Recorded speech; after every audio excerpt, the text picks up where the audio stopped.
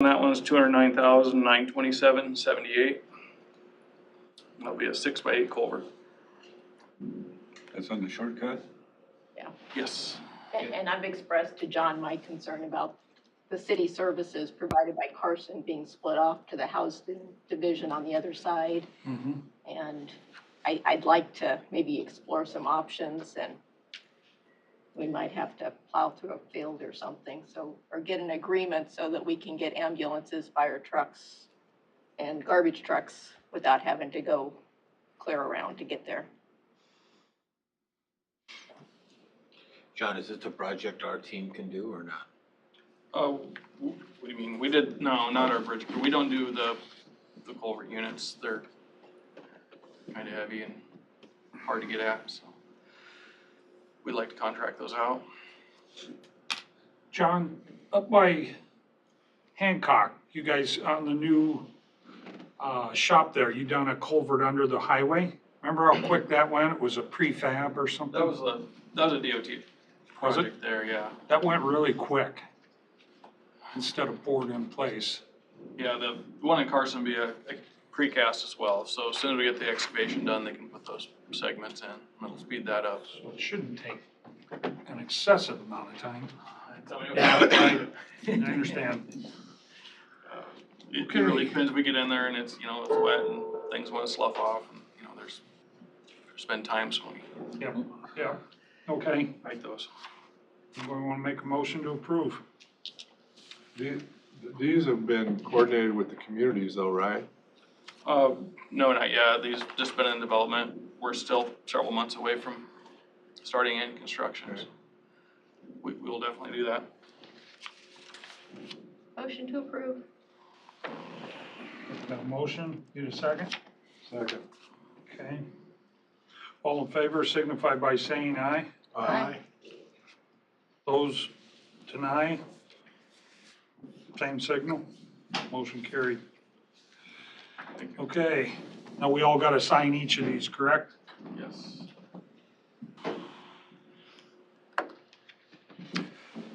Susan, could Carson get some sort of reciprocal agreement with Macedonia for ambulance if that road's out?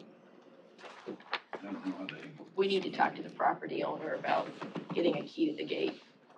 Oh. I think it would be faster, but. Okay, thank you, John. Jamie, you're up. Coordinator, GIS, discussion on broadband internet coverage and Empower Rural Iowa Broadband Grant Program Award Area Map of Potawatomi County. Okay, so some of you may have seen, I don't know, Yep. Mitch, are you able to get the map up here? Is that a possibility? Do you have the map in front of you? It's in the packet. No, I saw it the other day though on one of our other deals. Okay, so in the agenda packet, the map is available.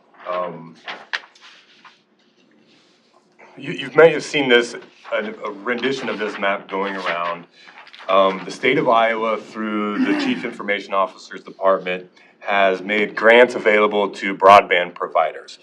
In short, those grants have been provider-driven. The provider kind of decides where they want to pursue expanding their coverage. The next round that's coming up is going to be a little different. They're community-driven. They're not initiated by the providers. They're initiated by the communities. So I just want to read you what that statement is, just to kind of reiterate why this next round that's coming up is different. Prior broadband funding opportunities made available through the OCIO have allowed broadband service providers to identify areas in the state in which the provider wanted to build. In this instance, the office is seeking participation from communities to identify themselves as in need of broadband.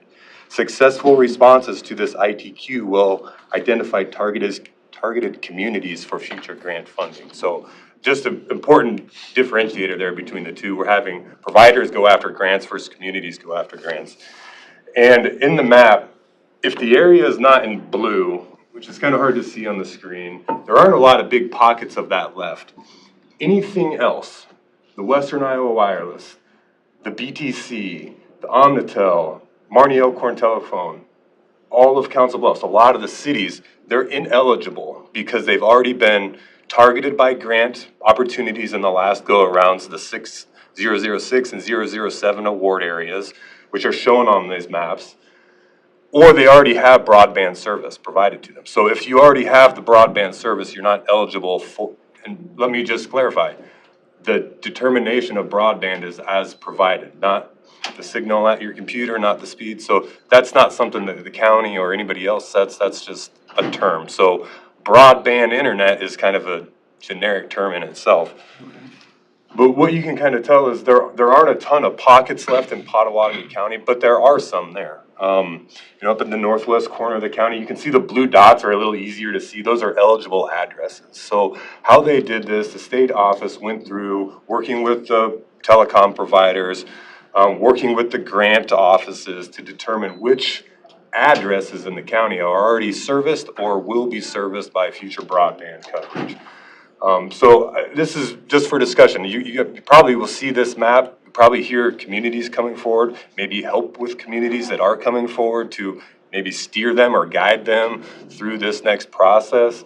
But these are the areas that are gonna be eligible, and these are the people, there will be a state program, a state web mapping tool that allows those communities to pick their areas to continue through the grant process.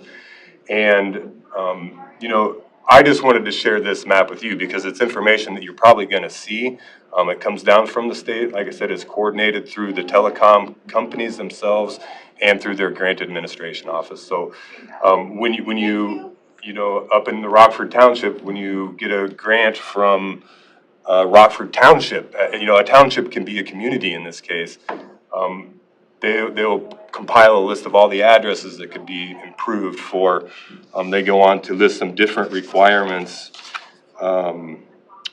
Improve work, education, and health monitoring, community support, community capital, different barriers to that installation. So there's a formal process for the communities to go through, but there are also a lot of areas that are not eligible for that. So, I mean, I'm a resource for that. The state's a resource for that. If you have questions come to you about these areas or about these grants, I can help, you know, whittle down which areas might actually be eligible and which ones won't be eligible. You know, I don't know if you have any questions about that. This has come up in a couple county meetings. I know that, and so I just wanted to get it all out there for you all. Okay, that Western Iowa Wireless. Yep. They just put up a dish on your home or whatever, is that? It's, you know, their service areas are blanket coverage. So they're not gonna tell you if you get 200 meg uploads or 300. It's just gonna be classified as broadband coverage, and it's per address. It's not by section. It's not, you know, think about how a wireless signal might be barriered in it, especially in the northwest part of the county where there's Right. bluffs and hills and different type of, you know, point-to-point contact barriers. Those types of determinations are really out of our hands as a county is even a community in this case. The determination at that level will be made by the state and the providers. They're saying they provide broadband. You don't really get to argue and say, well, they advertise this speed, but I only get this speed. It's not really, that's kind of not a question that's answered by this particular program. This is just looking to, it's trying to say the private companies have had a chance to get territory with grants. Now we're giving communities a chance to say, we're still underserved. We still need more. And that's what this next round is going. Let me give you a couple dates, important dates on this. The application isn't even open yet, but that will open March 1st, 2023. So that's coming right around the corner. The application review ends April 21st. So it's not open for a real long time either. The final decisions will be made on April 28th, 2023. So this process is going forward relatively quickly, and I don't know how much has been talked about, if you've heard any questions, if you've heard it brought up, but this is something that, you know, just as a point, let me see who it lists as an actual eligible. I know we are, and we intend to apply. A county is, okay, and in the cities? Yeah, me and David are working on that Okay. actually right now in this Okay, process okay, too. So I'll chat more if you wanted to. Good. Because I think they open up their new map next week correct. to go in and look at what the addresses actually are that qualify for it. This is, I'm guessing that will be very similar to this. These zones didn't exist when I made this map, just the dots. So I kind of anticipate these blue zones will be the areas that are eligible to select and choose and to. So, Tell me again, Jamie, why so much of the east side of the county is likely ineligible? because they're already covered. They already have existing coverage in broadband or have been awarded a grant area that will expand broadband service in their area. So you could live in Macedonia and either already be provided broadband coverage right now today, or be in a grant award area that, which these areas aren't. So you can kind of see the pinks and the greens, are the recent award areas. What that is suggesting is that those communities are already covered by broadband. Whether the people that live there agree with that or not, I don't know. But those areas won't be eligible because they exist with coverage today, or were targeted by a previous, prior to the 06 and 07, and I'm not meaning years, but the last two grant iterations have awarded the pink and the green areas in the map. So those leftover areas are oftentimes the towns.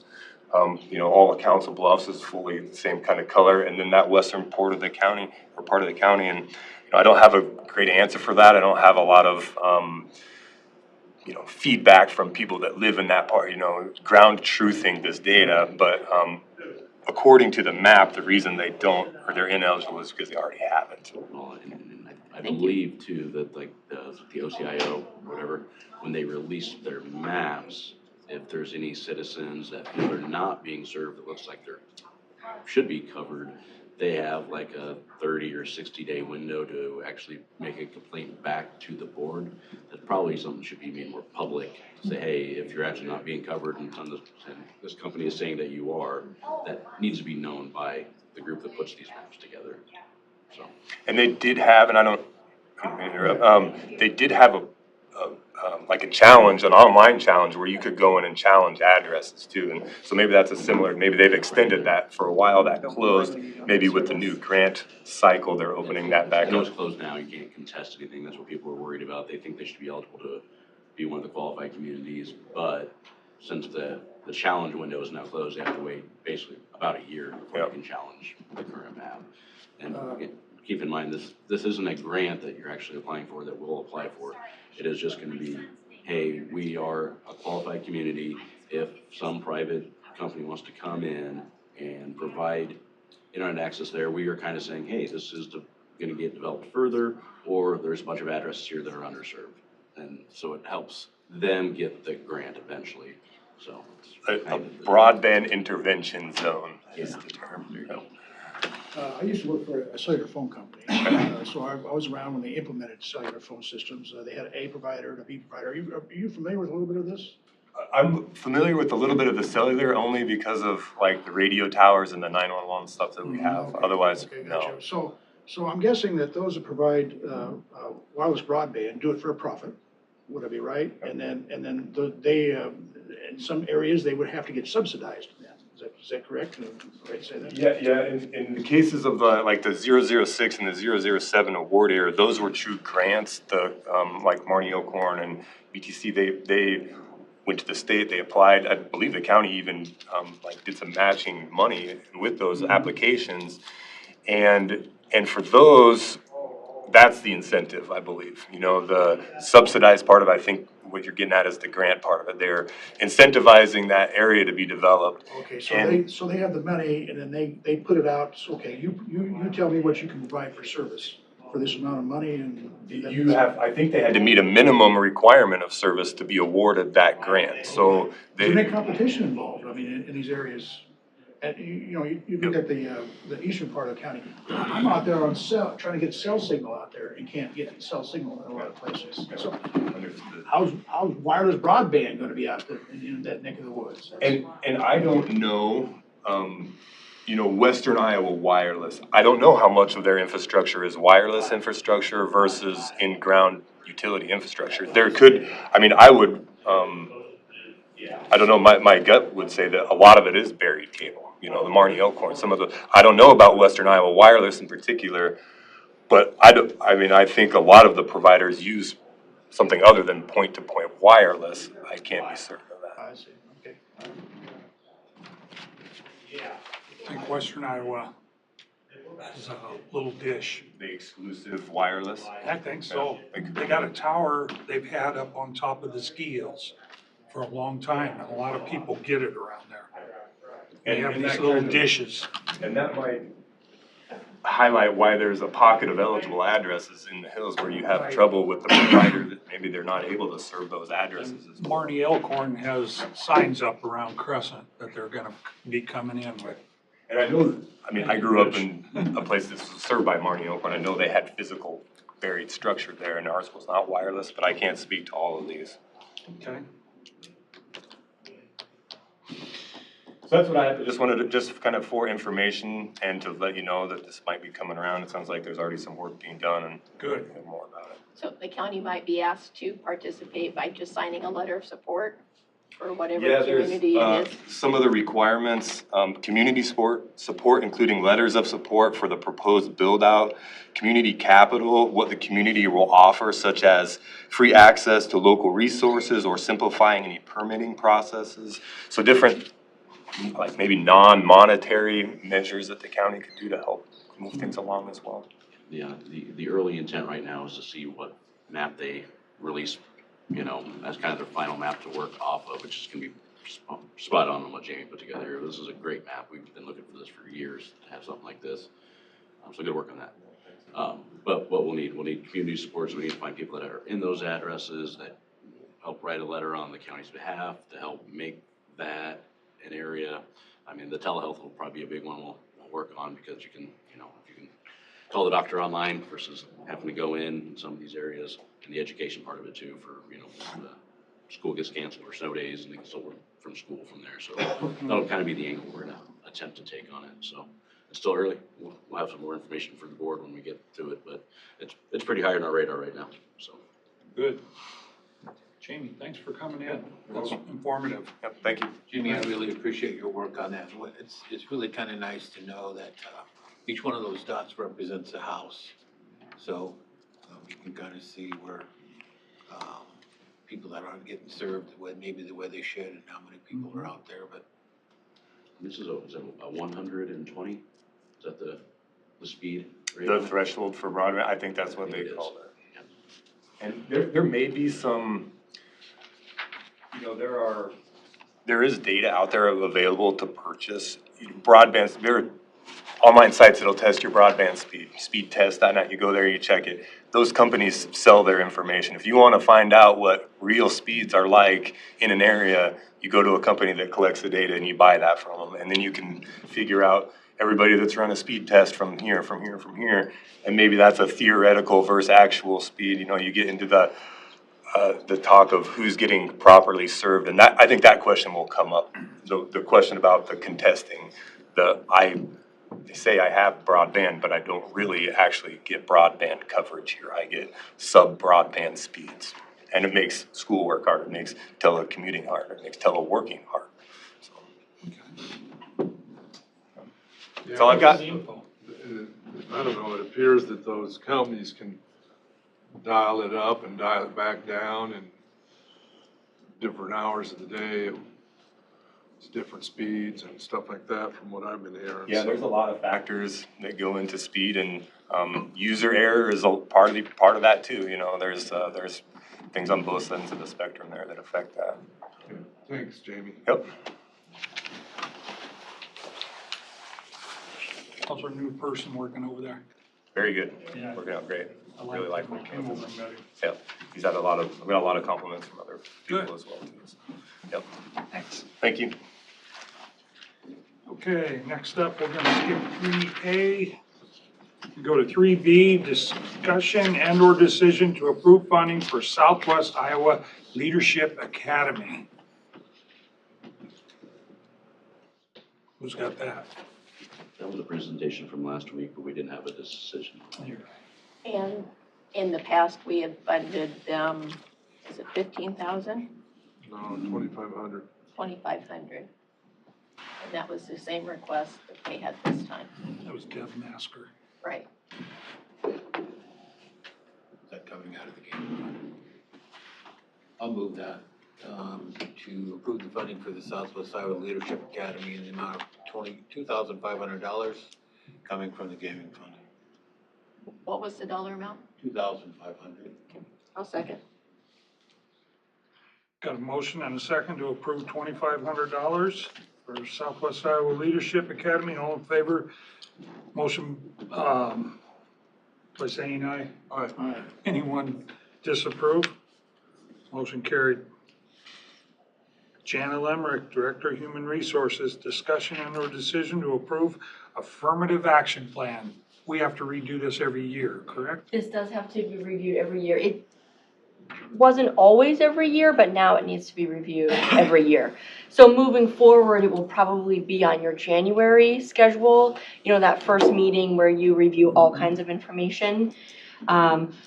But so the plan that you have there in front of you, I just kind of wanted to explain what the affirmative action plan is, the parts of that report, and then what our plan is moving forward with it. So an affirmative action plan is a plan that outlines an organization, federal contractor, or subcontractor's efforts to provide equal employment opportunities and generally support the advancement of current employees regardless of gender, race, disability, or veteran status. We put this report together because, number one, it's law. We have to have this report, but also it shows that we're committed to ensuring that our policies and procedures enhance actions and behaviors that support non-discrimination, equality, and human respect in the employment process and our work environment.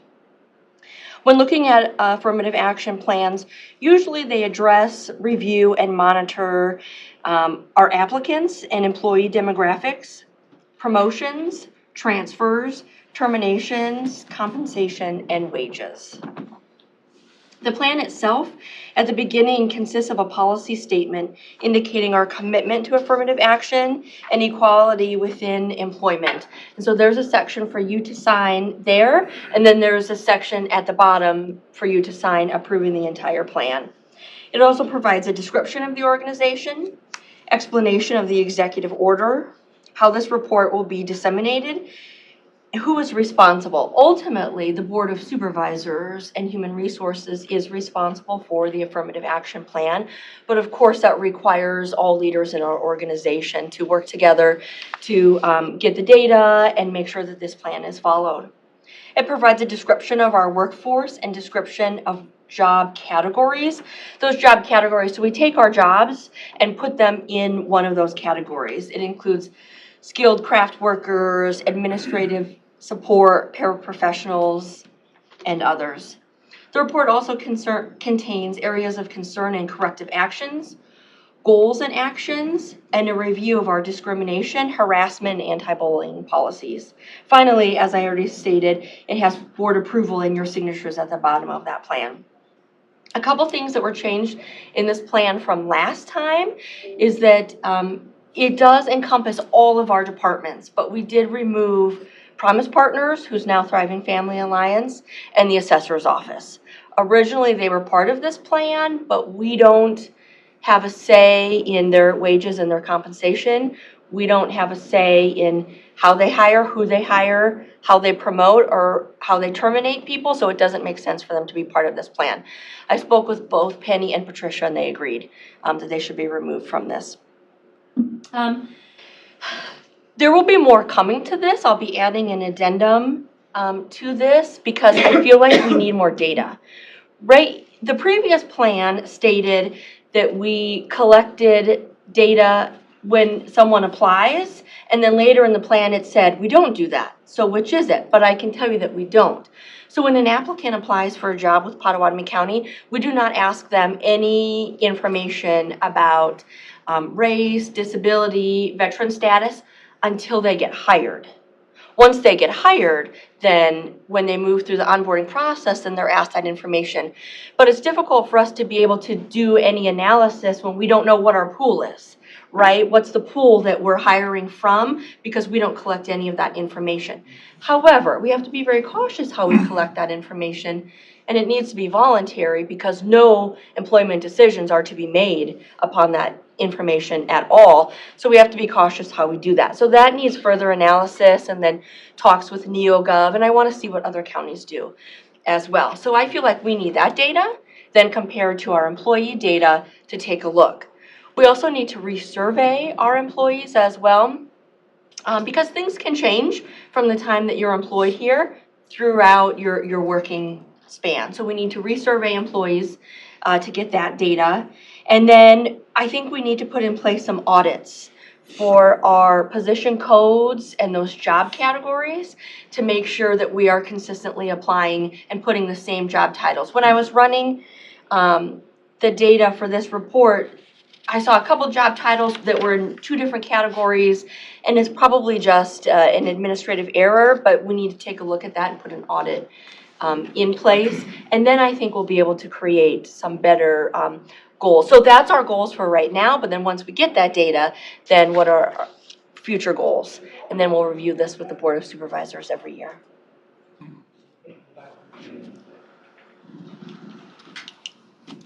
So what we need is a motion to approve this affirmative action plan. Is that your recommendation, John? Yes, it is. I'll move that for you, Brian. Thank you. Second.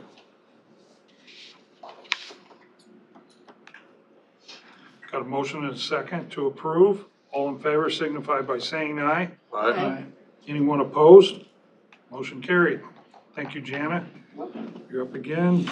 Jana Lemrick, Director of Human Resources, and Mitch Cod, Director, Finance and Budget, and Melvin Hauser, Auditor. Discussion and or decision to bring EBS trust account current. So I'll begin the conversation, but Mitch has probably a little bit of a better financial understanding of it. So EBS, they do our flex spending, but that's not what we're talking about. This is our trust account in regards to our premiums, our claims, and what happens is EBS, usually about July or August, fronts us some money for those claims, and then we pay them back each month in premiums, and so about June or July, we kind of true up. But because we're going negative often, they would like that trued up now. So they want us to true up that we're negative and then also provide a cushion for us to put a cushion in the account so that we don't go negative. Mitch, do you want to add some? Yeah, so just some data points for you. So like I said, we frequently run negative because, like I said, it gets fronted early. So going back to July 1st of 2020, the only month that we were positive was October 1st of 2022. We've gone as low as owing 25,000. However, the average is roughly $7,600 of kind of the negative that we run. Their initial request from us was to take 10% of our premiums to put in there as the cushion, which would have been $61,000. As the max we've ever had was 25. That was way too much. So me, Melvin, and Jana, and a few others were on a conference call with them on Friday, and basically we kind of settled on we should just have a 2.5% cushion. So basically that recommendation is to bring it current. The most recent data that I had, we owed them, or we were in the hole, I guess, $1,057. And if you do the 2.5% cushion, it's $15,394. So my recommendation is that we roughly give them $18,000-ish to true up the count, get us right about that 2.5% threshold. And this should be just a one-time thing. We shouldn't have to replenish that amount. If it ever goes more negative, they can actually borrow from the partial self-fund and then put it back in the trust and back in the partial self-fund. So it's just kind of the request to really to true up that account and have just a small cushion so they're not running negative and fronting us money. And Kelly Augustine, the director of EBS, this has probably been going on since we started with with EBS. It's been, and they've brought it up a couple times in the past couple years, but IGHCP has always said, well, hold on, and now they're saying, okay, it's probably time to take a look at it. There's a lot of other counties and cities that are in the same boat. It's not Potawatomi County, it's not an error that anyone has done, it's just how it was set up at the beginning and has continued to just go that same way, and they're just looking to correct that now. Yeah, and the funds that sit in there do draw and earn us interest that reduce part of our premiums and stuff too, so it's not like we're losing out on the interest part of it. I don't know what the rate is off the top of my head, but it's something we need to do. So. Can you explain, Mitch, why we go negative?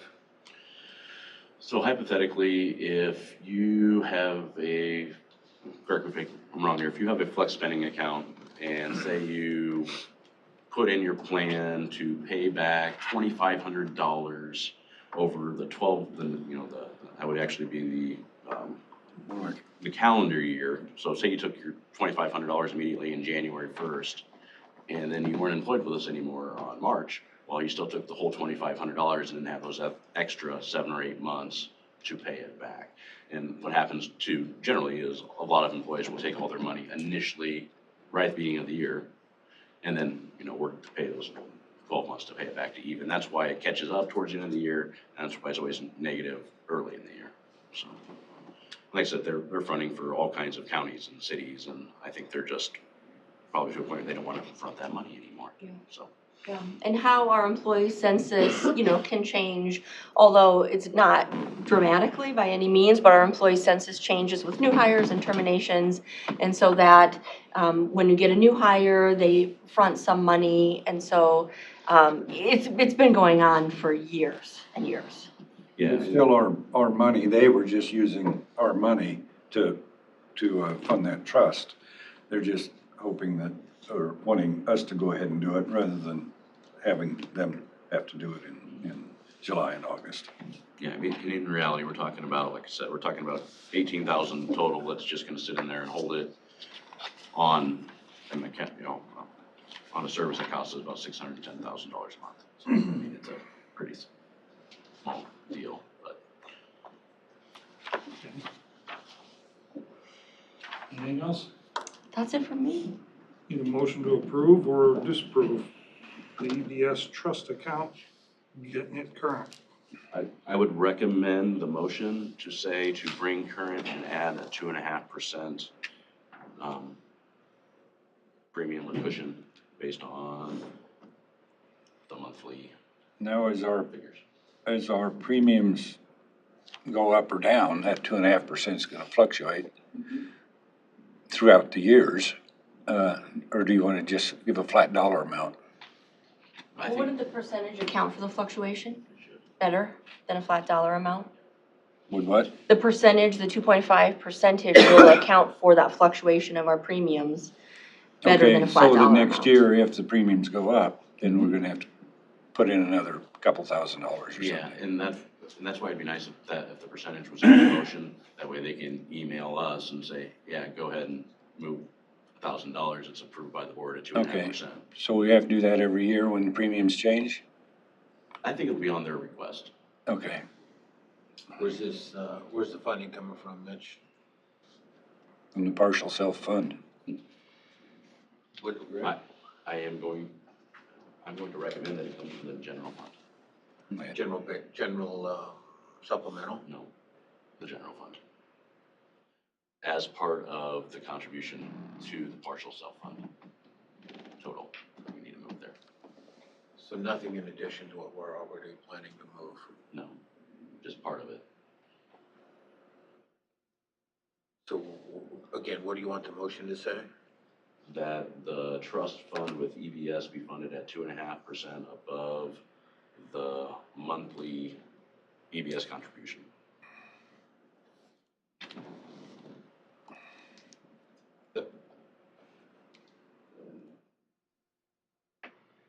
So are we transferring money every month? No, one time. Per year?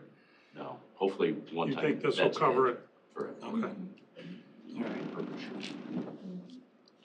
You'll help Jeanette, get that motion written down because I'm not quite sure what you're saying.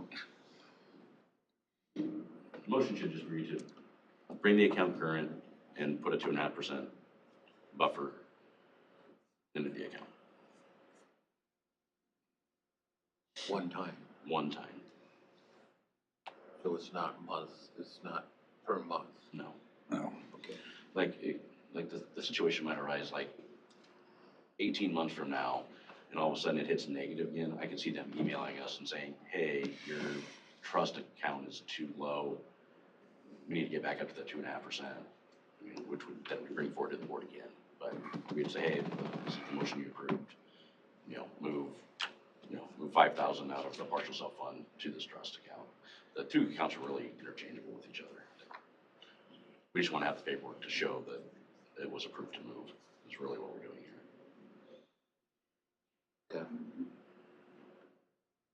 I don't have any issues with it. I'll make that motion for you, Brian. Okay, motion to approve, Second, 18,000 or 2.5? 2.5, 2.5. And bring it current And bring insurance. one time. one time.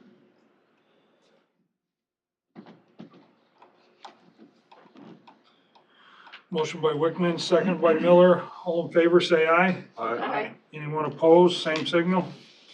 Motion carried. Okay, our committee appointments. We'll run them down. See what we've been to. I went to the EMA last week for a pager funding meeting. Went to a water line meeting. Went to an assessor meeting. And went to a drainage meeting with some landowners. Working on an issue there. Water line, Well, Pioneer Trail. oh, I don't want to get carried away there. Trying to get that pushed through, make them get going. Susan? I attended the same EMA meetings and the assessor meetings that you did last Thursday. Mm-hmm. The WIDA meeting for Friday has been postponed. And I will be spending Thursday in Atlantic at SWPCO. Susan and I were both at the Southwest Iowa Juvenile Detention Center get-together last Thursday, I believe it was. Good group of people, got to know them, and also we're going to be invited to tour the facility at some point, so looking forward to that. Good. And see what they have. And also I was at the airport governor's board meeting. That's a impressive group of guys and ladies. Good. They've got a lot going on, and I would like to at some point have the director over here and just kind of give a rundown of airport operations. That'd be good. They're looking forward, looking in a forward direction. They know that they're going to have to expand at some point. Looking how best to do that, and some of the things that they have to deal with to do that. But it's a great group of people in charge of our airport. So.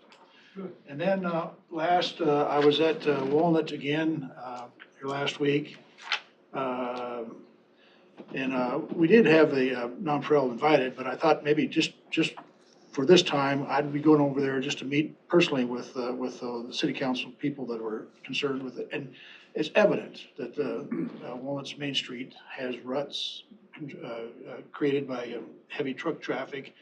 I talked to John Rasmussen about what are possibilities. Him and I are going to go back over there along with the media crews, whoever wants to attend. And discuss it with both city council people and some business people over there, and just see what our options are. That's what we're looking at, options. How much money do they get from for maintenance of a farm to market road through Walnut, and then see what we can do maybe to help alleviate the damage that all of that is doing. So that's where we're at right now. Okay. That it? That's it. Scott?